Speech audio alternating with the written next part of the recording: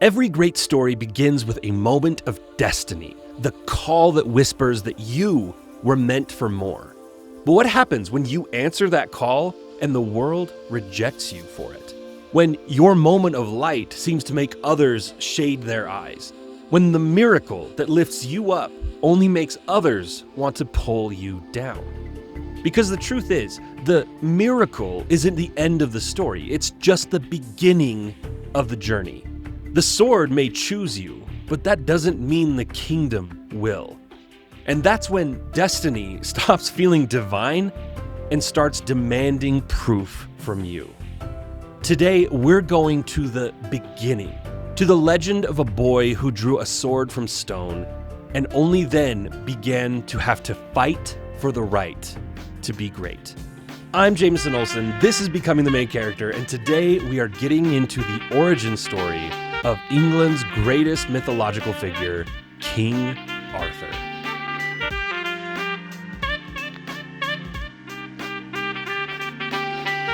The tale of Arthur actually starts with his father, Uther Pendragon, a strong and noble king, but as you'll very quickly see, he has his own flaws. But for the most part, Uther reigned justly and there was peace in the land, until he heard reports that one of his vassals, the Duke of Cornwall, was up to no good. There were stories of him committing acts of aggression on neighboring vassals, so Uther ordered the Duke to come to him immediately, and also demanded he bring his wife Igraine, who, as a side note, was famed for both her wisdom and beauty. The Duke came, councils were held, peace was agreed upon, and Uther once again extended his hand in friendship to the Duke of Cornwall. But the problem was, he saw Igraine with his own eyes for the first time, and he wanted her. She was just as beautiful as he'd heard, and beyond physical looks, there was something magnetic about her. He felt a strong pull to be with her, and he even found a way to speak privately with her. And in that private meeting, Uther, proud king and fine example of manhood, begged the lady Igraine to be unfaithful to her husband with him. Igraine, however, was a loyal wife, and she refused the king, going straight to her husband to say she thinks that Uther didn't call them here to make peace as much as to dishonor the Duke by having an affair with her. So she told her husband that they should leave immediately because she doesn't think the king will take her initial no as a final answer. And when Uther found out they had snuck away, he was furious. He wanted to hunt down the Duke immediately. But his advisors, who were concerned what it might look like to the other dukes if the king just nuked one of their colleagues for no apparent reason. So, under their advice, he sent messengers to catch up to the Duke and Igraine, demanding that they come back. That way, if and when the Duke refused, Uther would have cause to go after him. And of course, the Duke did refuse, and Uther declared war against Cornwall. Now, some of you may be thinking just about now, didn't you say Uther was a noble king? Because right now he sounds really petty and quite unjust, and you'd be right.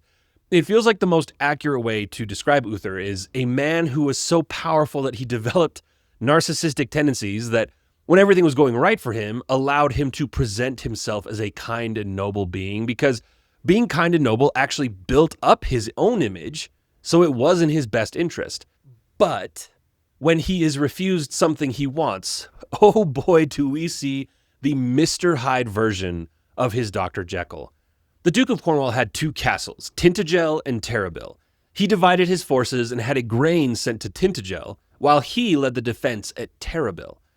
Uther's army laid siege to Terrabil, where the Duke was, but despite many attacks and many deaths on both sides, Uther couldn't get the upper hand. He was so pent up with rage at the Duke and his desire for Igraine that he ended up getting very sick. He sent for one of his most trusted knights, Sir Ulfius, and said, quote, "I am sick from anger and from love, and there are no medicines for those."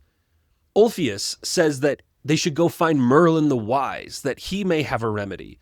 Merlin is described as, quote, "a wise and subtle man with strange and secret powers of prophecy, and those deceptions of the ordinary and the obvious which are called magic."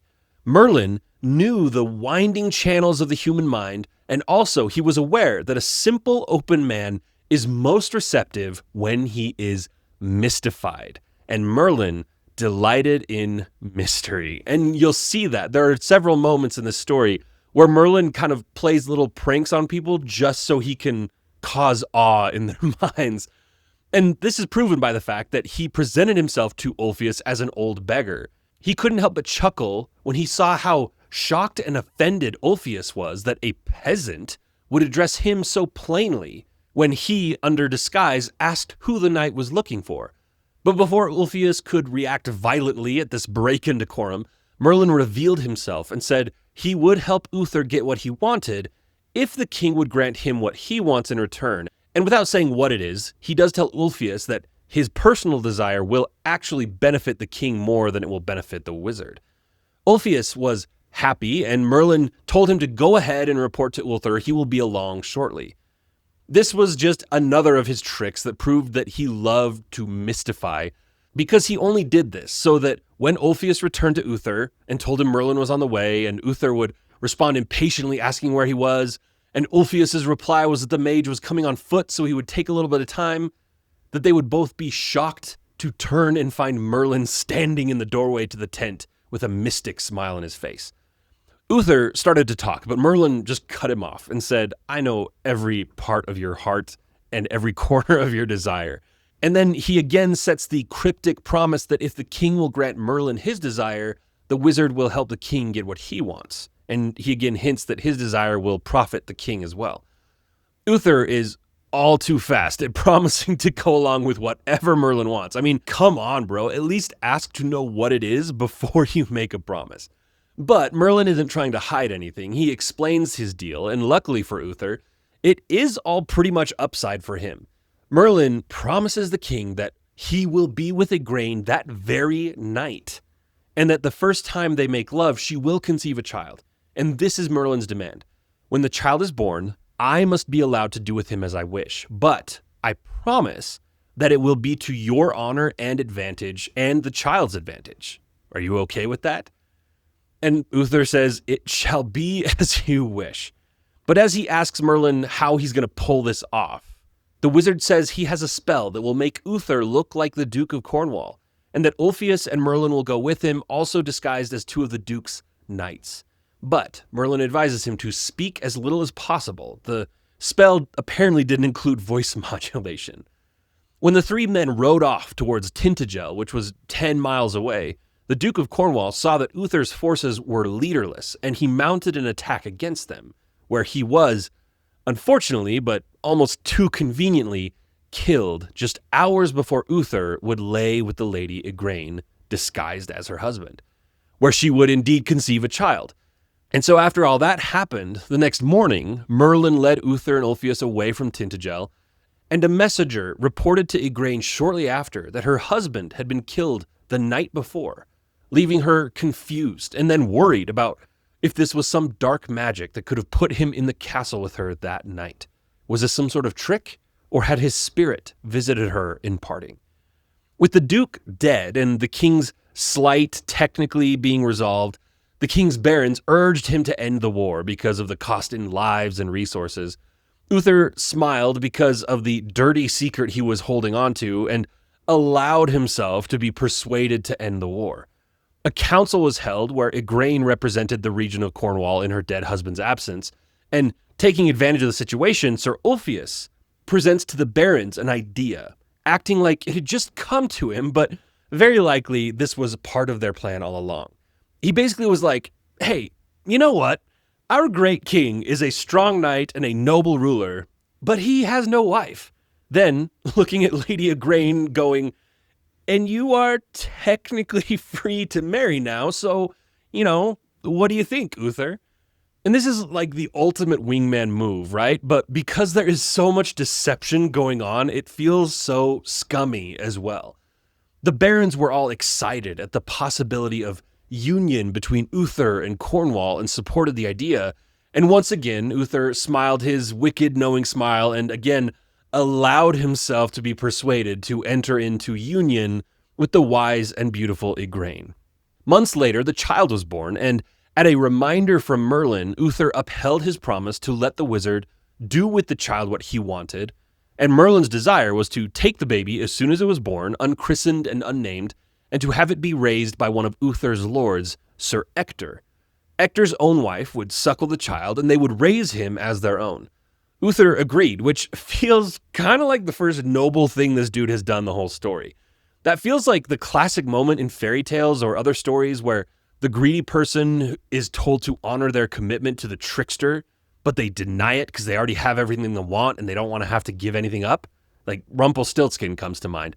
But, like I said, Uther actually does honor his commitment to the mage. And so as soon as he was separated from his mother, the infant was wrapped in a golden cloth and taken to Sir Ector and his wife, where he was raised as one of their children. And when he was to be named, Merlin told Sir Ector that he should be called Arthur. And then to wrap up Uther's part in this story, years after this happened, a great battle came to Uther. He was pretty sick, but at Merlin's urging, he still led his men out to a glorious victory. But when he returned to London, he was so ill, and he appeared to be on his deathbed.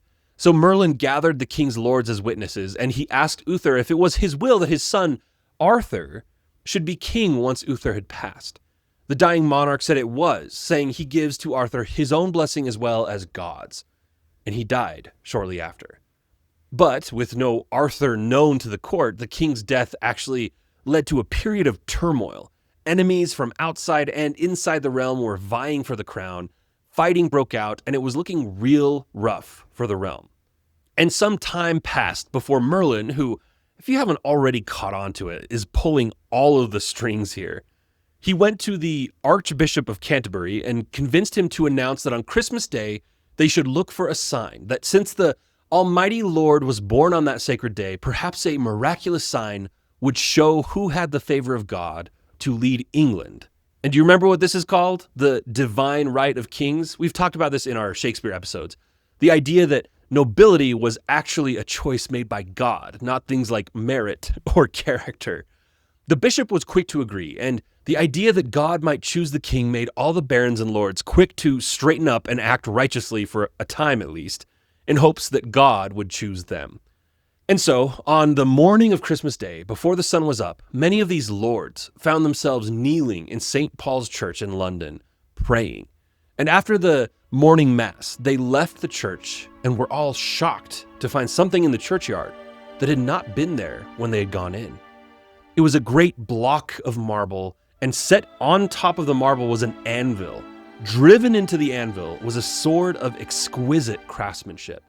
The blade of the finest steel, the hilt glittered in the sunlight of that Christmas morning. In the blade of the sword were inscribed the words, "Whosoever pulls this sword from this stone, an anvil, is king of all England by right of birth." All of the men there immediately tried their hand at pulling the sword out, but it didn't budge an inch. The archbishop orders that 10 knights be set as guards on this sacred object, and quickly word spread that any man who considered himself worthy should try his hand at pulling the sword out of the stone. Okay, it's time to take a step back and address a few things. First of all, what was the point of all that? Why so much detail about Uther, who is kind of a moral scumbag, to build up the story of Arthur, who is supposed to be the most noble figure in English mythstory, which is a term I just created to describe the blend of myth and history. And I have a personal theory. When I look at the descriptions we get of his parents, they seem to be used to illustrate how he came by both parts of what made him uniquely suited to become who he was. His father, although kind of a shady character, had the right to rule. He was of noble birth, and despite being a horny man who literally went to war to satisfy his lust, he did seem to be good at the game of politics and ruling the kingdom. Then, the very little we get about Igraine describes her as not only beautiful, but very wise. So it's as if being the union of these two people, Arthur was both fit to rule, again, divine right of kings. Back then he would have had to literally be descended from kings to be allowed to rule. But that through his mother, he was given the actual personal attributes that are found in successful leaders like wisdom. And if we're being completely honest, we live in an aesthetic world. So the idea that he inherited looks from his mom would have only helped his case. That's just my theory, but it makes a lot of sense when you think about why this part of the story was so important. Also, were your ears burning with that feeling like you've heard this before? Because this is almost exactly the story of Hercules' birth, right? The all-powerful king who couldn't keep it in his pants sets his sights on a particular woman of nobility and disguises himself as her husband for the chance to sleep with her, and from that was born an insanely powerful and charismatic man. I mean, come on. But before we get back into it, I want to touch briefly on the origin of the Arthurian myth. Because like Greek myth, it has evolved over time. The stories we tell today aren't exactly the things that were originally told. But what is unique about the Arthurian myth is that we have a pretty decent ability to track the points in time when it changed from its initial creation to the version that we best know today, the version I'm basing my telling off of. So I'm going to walk step by step through each major evolution in the protagonist edition of the episode, but the basic gist, and something that was kind of earth-shattering for me to realize, was the idea that Arthur, existing from the time of knights with colorful tunics and shining suits of armor, searching for the Grail in the name of Christ, all that stuff, not the real beginning of the story. All of these things were additions in versions that came hundreds of years after the original Arthur story. The supposed original story, at least. I say supposedly because most historians agree that he didn't exist, and that if he did, his real personage was nothing like the myth that we love so much today. But the first mentions of the story of Arthur take place in the 5th or 6th century. This was the true Dark Ages, and I've learned recently that historians don't use the term Dark Ages anymore, but I don't know, I still like it. But it is technically the early Middle Ages. Basically, it's when Rome had collapsed enough that it had withdrawn its legions from the British Isles, and what we now know as England, Wales, and Scotland was a chaotic mess of the remaining people trying to vie for power and other people like the Saxons coming in and trying to take control. But more than just being historically inaccurate visuals, if we think of the real Arthur as some high to late medieval king who lived in a glorious castle, it's interesting to realize that the story didn't even really exist on paper until the 12th century, when a British cleric named Geoffrey Monmouth decided to create a detailed history about the kings of England to present to the Norman rulers who had taken over under William the Conqueror decades before. He wanted to make England's history very prestigious, both because it gave the Britons pride in their heritage, but it also appeased the new owners, the Normans, to see that their new digs were a land of noble and honorable people. So in the 11th century, Geoffrey Monmouth created a historical version of Arthur, because before this, any story of Arthur or Merlin mostly was only known from Welsh mythology. But Monmouth's version, even though it was a massive invention for the most part, didn't get too much into the stories that we think of when we think of Arthur.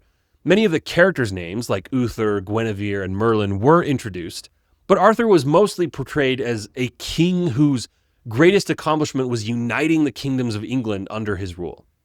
Like I said, we'll go more into this journey of how we got to where we're at in the protagonist edition, but the last thing I'll say here is that the version we mostly know comes from Sir Thomas Malory. Now, don't be fooled by the title of Sir into thinking Malory was some highly respected man. The story goes that he wrote his volume called Le Mort d'Arthur, or The Death of Arthur, in the late 15th century, most likely while in prison. Le Mort d'Arthur was basically an attempt to take all of the different tales and legends of Arthur that had been accumulated over hundreds of years, including Guinevere, Lancelot, the quest for the Grail, the Lady in the Lake, Excalibur, etc., and put them into one chronological volume.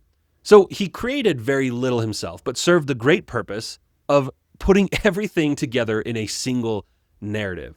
And one of the biggest differences between the original stories and Malory's was the heavy influence of Christianity. It was by no means the first time it had been included, but it definitely set the foundation. And it was the version that inspired T.H. White to write his trilogy of the Once and Future King that is the basis for the Disney animated movie, The Sword and the Stone. It just appears to be the most influential version in terms of how we understand Arthurian myth today. Anyway, that's all I'll get into here. There's a lot more I found interesting that shows the evolution from a supposed impossible 6th century warlord evolving into the most famous and noble king in mythology, but we need to get back to the sword in the stone. A week after the appearance of the sword, there was an annual tournament on New Year's Day that brought in many people from across the land. So as travelers trickled into the city, more and more men tried their hand at pulling the sword, but no one managed to make it budge.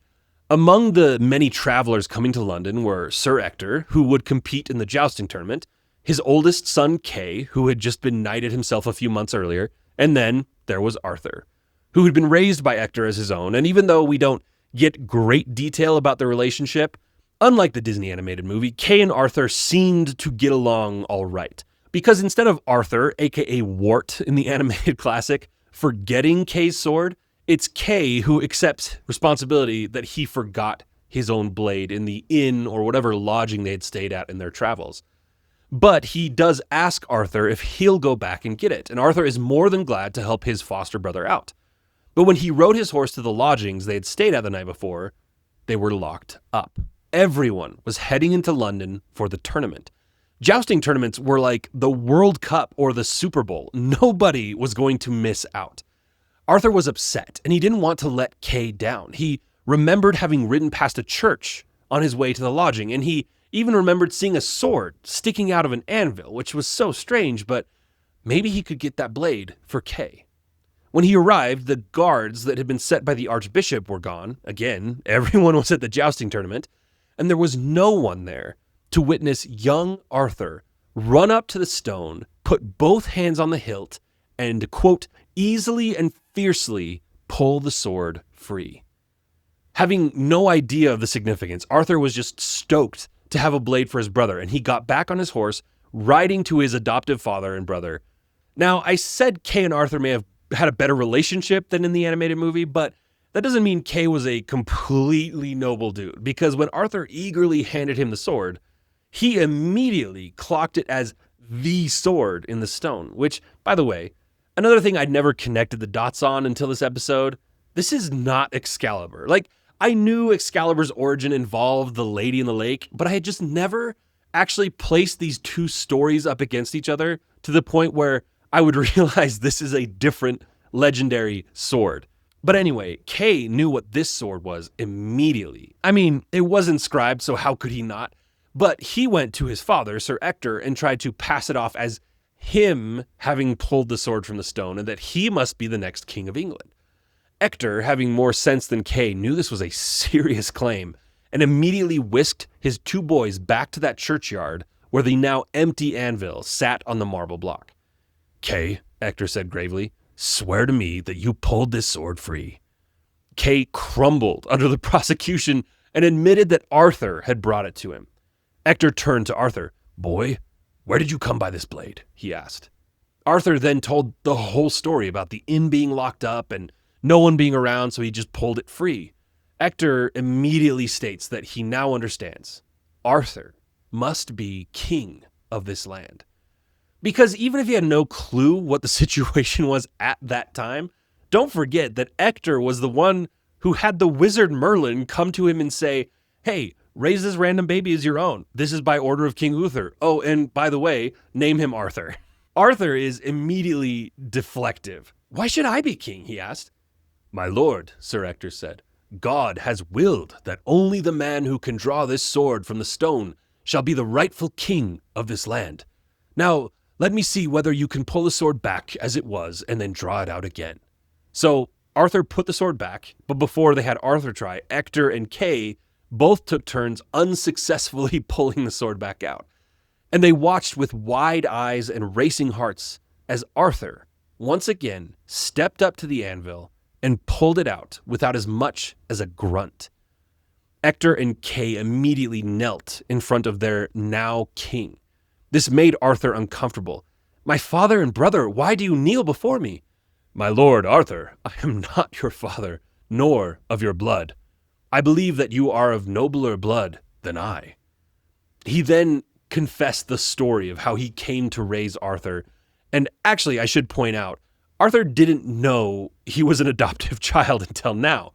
What a trade-off, right? Hey, you're not my biological child, but the good news is that means you are the king of England. Arthur was still a young man, probably a young teenager, 13, 14 years old is my estimate.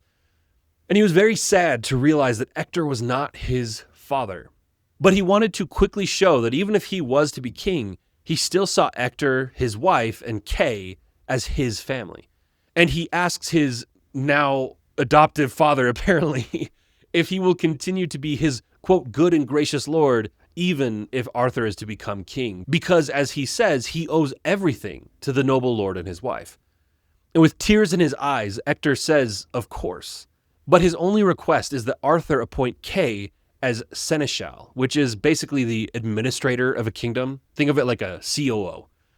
And Arthur is, of course, more than happy to agree to those terms. So, if you are pulling from the Disney animated film as a reference point, a lot of that played out very similarly. He pulled the sword because he needed to find one for his brother Kay, but here's where things get very different. And in fact, it has got me thinking about how all Disney animated classics make the more kid-friendly version, where a lot of the trials that make the story more realistic are left out. And I think Disney should go back and remake these stories with the adult version, but not like that, you sickos. I mean adult version in the sense of tell it in a more realistic way that shows the good things happening to good people, like they typically do in the animated versions, but show how oftentimes that isn't as easily won as the old animated films may show. Because if you recall in that film, all Arthur does is put the sword back in the presence of all those lords and barons, and once they see that they still can't pull it out, all Arthur does is pull it out again as a ray of light descends upon him and an angelic song fills the air, and everyone is like, oh, okay, yup, this is our guy, hail King Arthur, long live the king.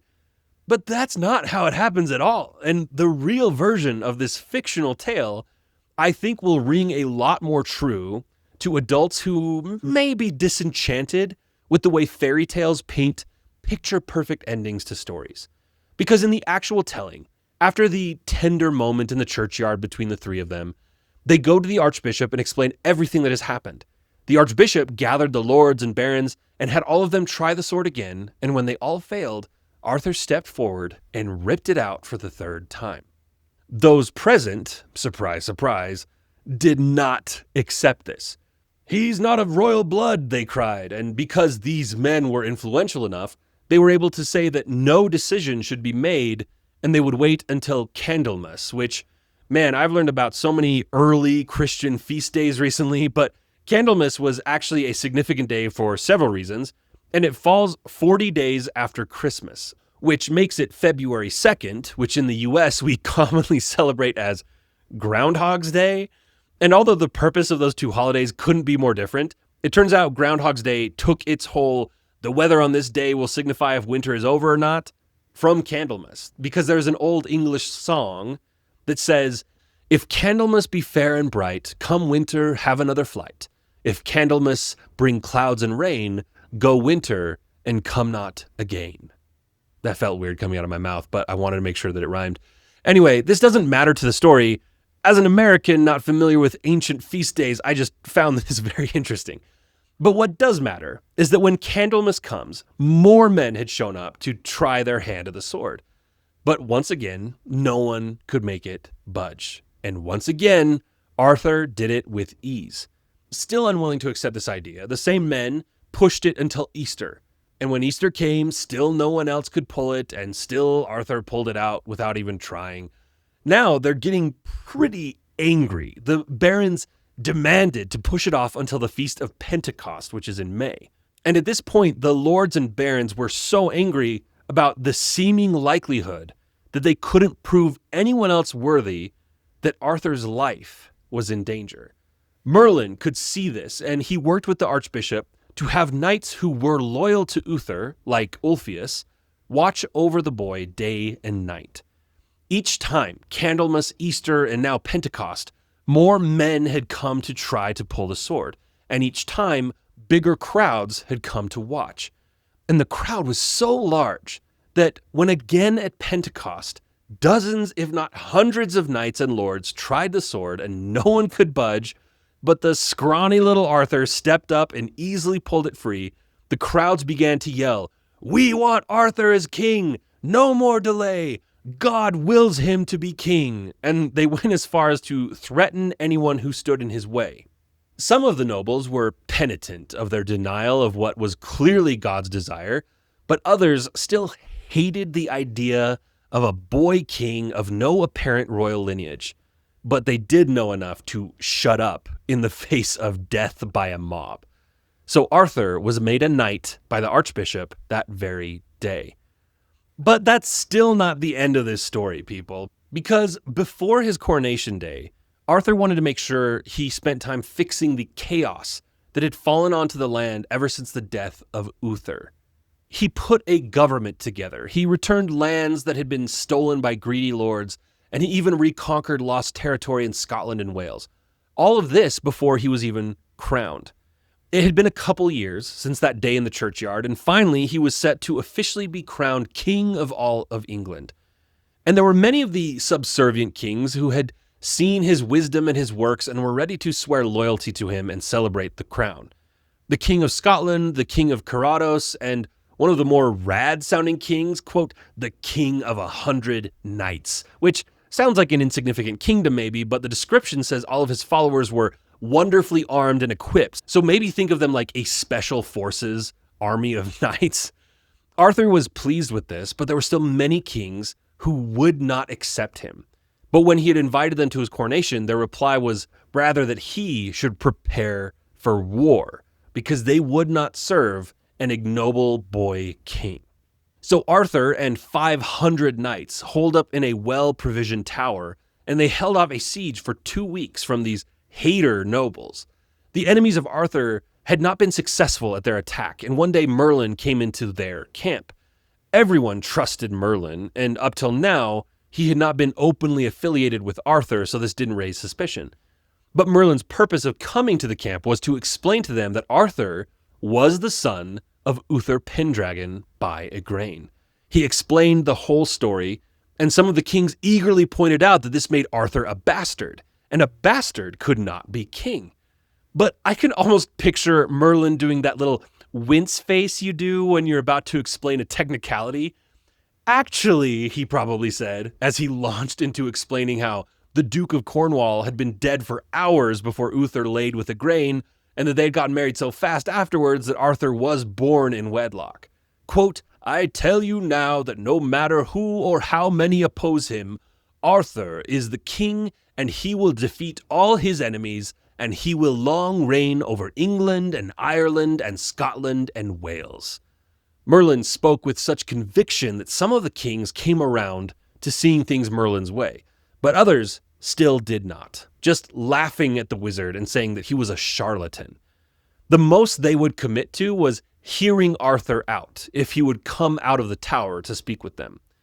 And Arthur did so, but it didn't do any good, as you can imagine. So once he was back in the tower, Merlin's advice was to mount an attack on the lords. They would not expect an assault so soon after a parley. But, Merlin said, do not fight with the miraculous sword unless you are in great danger. Only then should you draw it. So Arthur and his best knights went out in a courageous siege. I get big Riders of Rohan vibes from this part of the story. And they cut down many of their enemies, some while they were still in their tents. In the fray, Arthur's horse was cut down from under him, and now on foot and surrounded by his enemies, he drew the miraculous sword.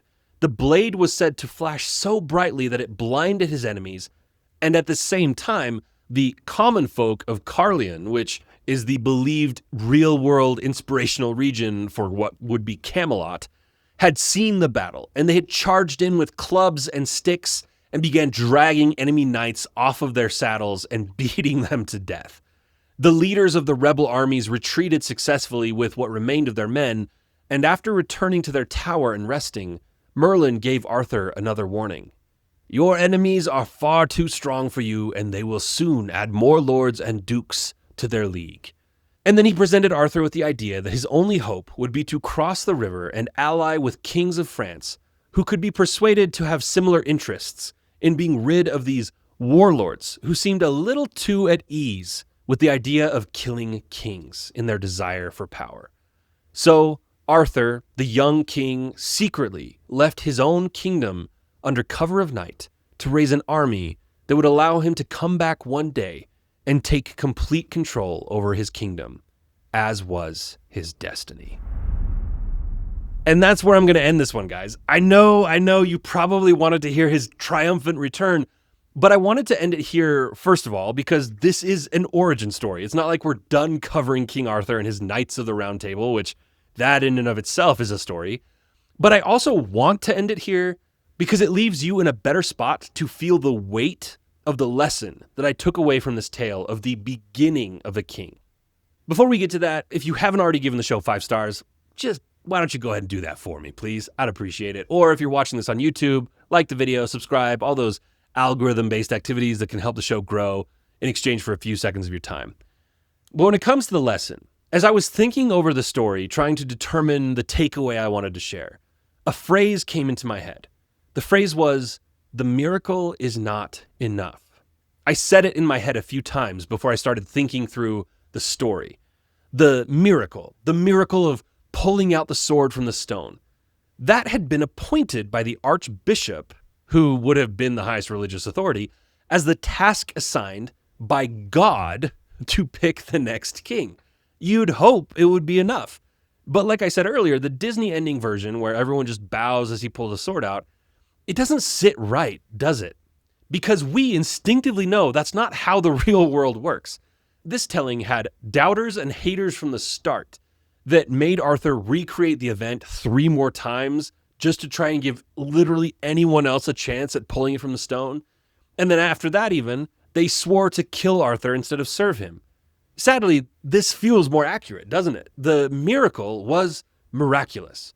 And for some, that was all the sign they needed. But for many others, they retaliated at the miracle. They were envious or offended or any other negative emotion you want to insert here at the idea that someone they saw as less than themselves was being elevated above them.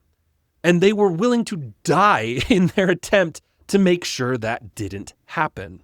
And I think that's a very interesting realization.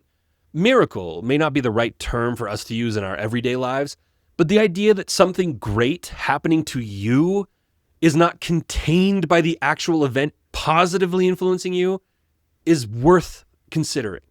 There's oftentimes an aftershock of a social consequence that might be partially good, but it will definitely have some negative side effects.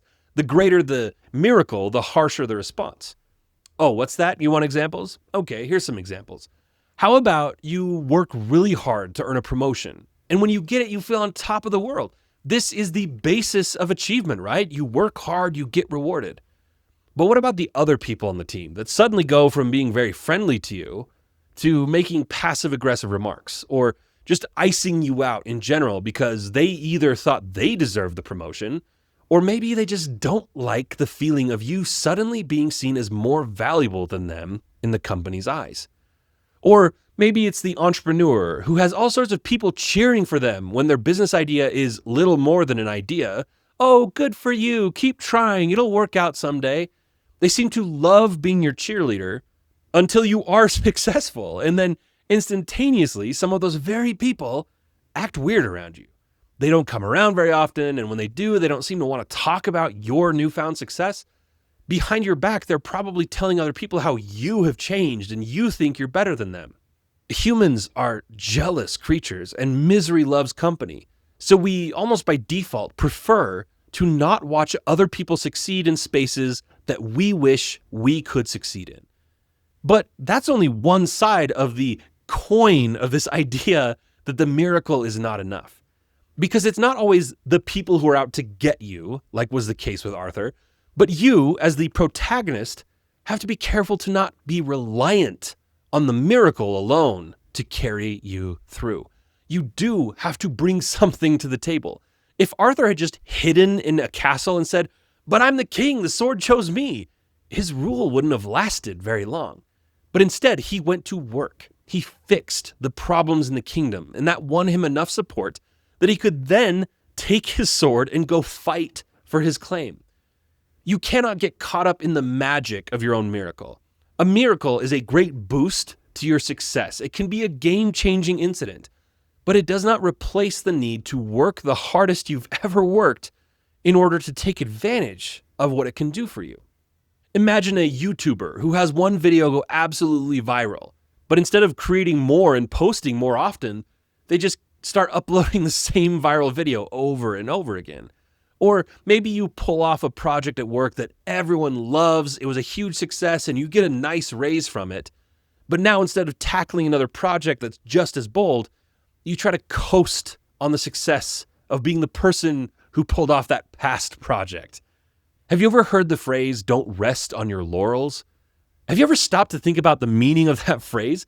This is referring to the crown of laurels used since Greek times to signify achievement or victory. It's a crown made from boughs of laurel trees that were placed on the heads of athletes, scholars, and artists as a mark of honor. The laurel was chosen specifically because it was a tree considered sacred to the god Apollo. So a crown made from it carried significance. So that phrase, "don't rest on your laurels," is kind of like saying, don't get comfortable with past successes. The founder of Mary Kay Cosmetics, Mary Kay Ash, is quoted as saying, "Never rest on your laurels. Nothing wilts faster than a laurel sat upon."